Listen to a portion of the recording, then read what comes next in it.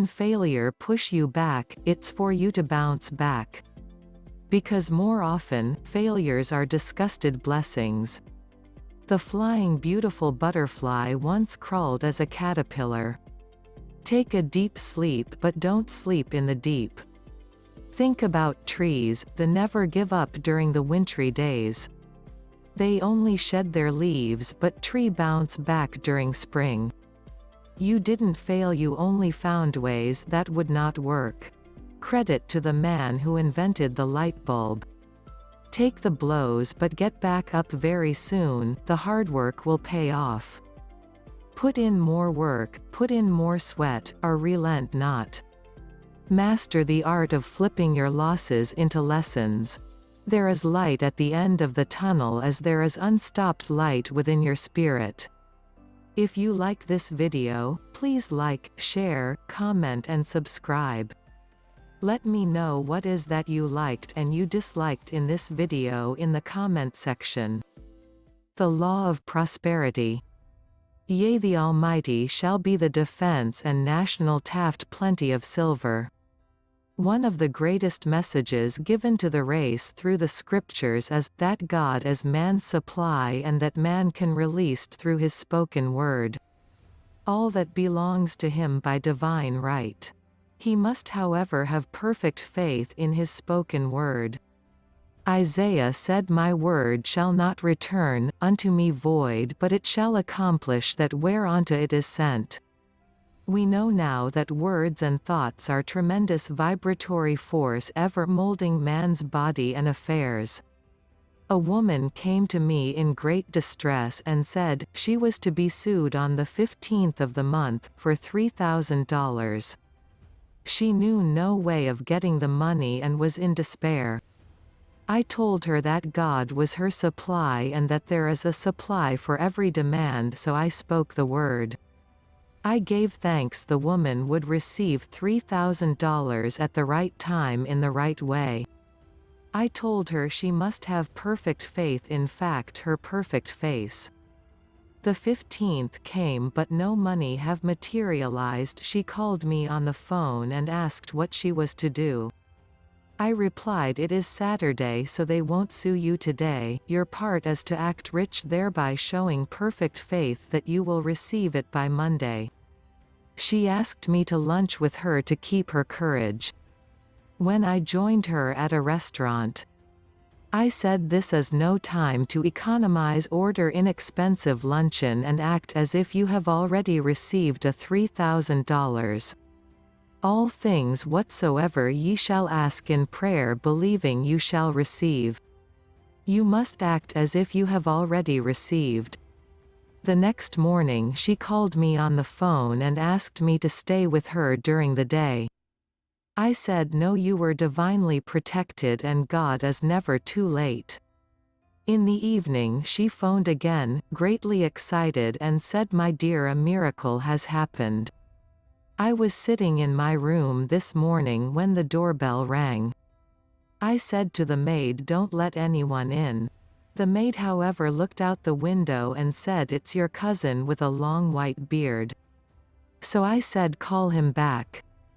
I would like to see him, and he was just turning the corner, when he heard the man's voice and he came back. He talked for about an hour and just as he was leaving he said, who by the way, how our finances? I told him I needed the money and he said, why my dear, I will give you $3,000 the first of the month. I didn't like to tell him that I was going to be sued. What shall I do? I won't receive it till the first of the month and I must have it tomorrow. I said, I'll keep on treating. I said, Spirit is never too late. I give thanks that she has received the money on the invisible plane and that it manifests on time. The next morning her cousin called her up and said, come to my office this morning and I will give you the money. That afternoon she had $3,000 to her credit in the bank, and wrote checks as rapidly as her excitement would permit. If one asks for success and prepares for failure, he will get the situation he has prepared for. For example, a man came to me asking me to speak the word that a certain debt would be wiped out. I found he spent his time planning what he would say to the man when he did not pay his bill, therefore neutralizing my words. He should have seen himself paying that debt. We have a wonderful illustration of this in the Bible relating to the 3 kings who were in the desert without water for their men and horses. They consulted the prophet Elisha, who gave them this astonishing message. Thus saith the Lord, you shall not see wind, neither shall you see rain, yet make this valley full of ditches. Man must prepare for the thing he has asked for when there isn't the slightest sign of it in sight. For example, a woman found it necessary to look for an apartment during the year when there was a great shortage of apartments in New York. It was considered almost an impossibility, and her friends were sorry for her and said, "Isn't it too bad he'll have to store your furniture and live in a hotel?" She replied, "You needn't feel sorry for me. I'm a Superman and I'll get an apartment." She spoke the words, "Infinite Spirit, open the way for the right apartment." She knew there was a supply for every demand, and that she was on condition and working on the spiritual plane, and that one with God is a majority. She had contemplated buying new blankets, when the tempter, the adverse thought or reasoning mind, suggested, "Don't buy the blankets, perhaps after all you won't get an apartment and you will have no use for them." Promptly she replied to herself, "I'll dig my ditches by buying the blankets." So she prepared for the apartment, acted as though she already had it. She found one in a miraculous way, and it was given to her. Although there were over 200 other applicants, the blankets showed active faith. It is needless to say that the ditches dug by the 3 kings in the desert were filled to overflowing. Read 2 Kings. Getting into spiritual swing of things is no easy matter for the average person. The adverse thoughts of doubt and fear search from the subconscious. They are the army of the aliens which must be put to flight. This explains why it is so often darkest before the dawn.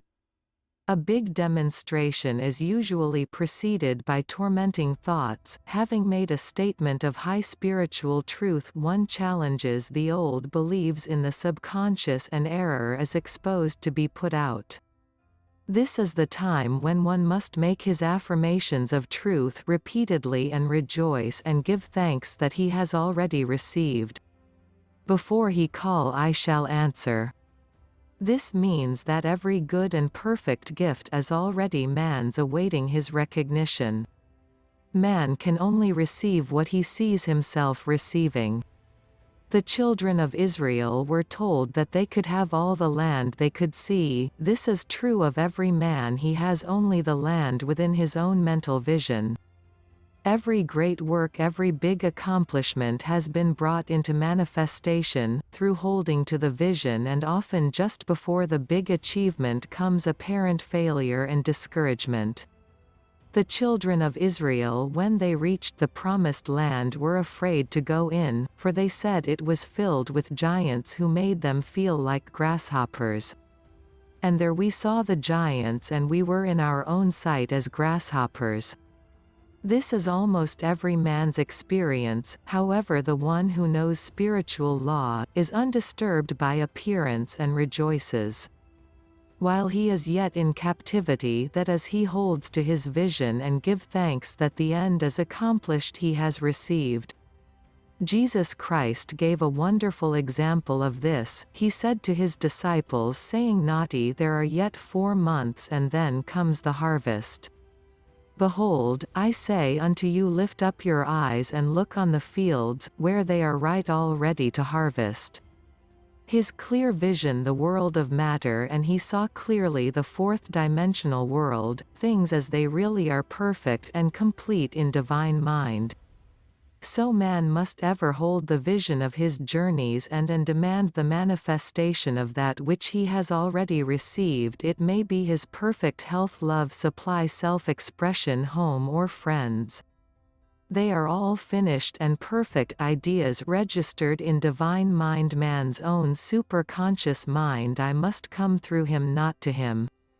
For example, a man came to me, asking for treatments for success. It was his imperative that he raised within a certain time $50,000 for his business.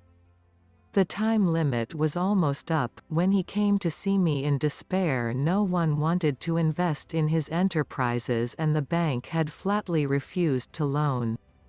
I replied, I suppose you lost your temper while at the bank. Therefore your power you can control and a situation if you first control yourself. Go back to the bank, I added, and I will treat. My treatment was, you are identified in love with the spirit of everyone connected with the bank. Let the divine idea come out of this situation.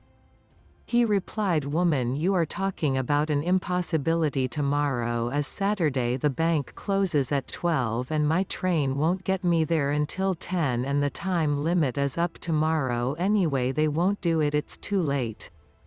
I replied, God doesn't need any time and is never too late. With him all things are possible. I added, I don't know anything about business, but I know all about God. He replied, it all sounds fine when I sit here listening to you, but when I go out it's terrible. He lived in a distant city and I did not hear from him for a week. Then came a letter. It read, you were right, I raised the money and I will never again doubt the truth of all youth that you have told me. I saw him a few weeks later and I said, what happened? You evidently have plenty of time after all. He replied, my train was late and I got there just 15 minutes to 12. I walked into the bank quietly and I said, I have come for the loan, and they gave it to me without a question. It was the last 15 minutes of the time allotted to him. An infinite spirit was not too late in this instance. The man could never have demonstrated alone. He needed someone to help him hold division. This is what one man can do for another. Jesus Christ knew the truth of this when he said, if two of you shall agree on earth that touching anything that they shall ask, it shall be done for them of my Father which is in heaven. One gets too close to his own affairs and becomes doubtful and fearful. The friend or healer sees clearly the success, health for prosperity, and never wavers because he is not close to the situation. It is much easier to demonstrate for someone else than for oneself, so a person should not hesitate to ask for help if he feels himself wavering. A keen observer of life once said, no man can fail if some one person sees him successful. Such is the power of the vision, and many a great man has owed his success to a wife or a sister or a friend who believed in him and held without wavering to the perfect pattern.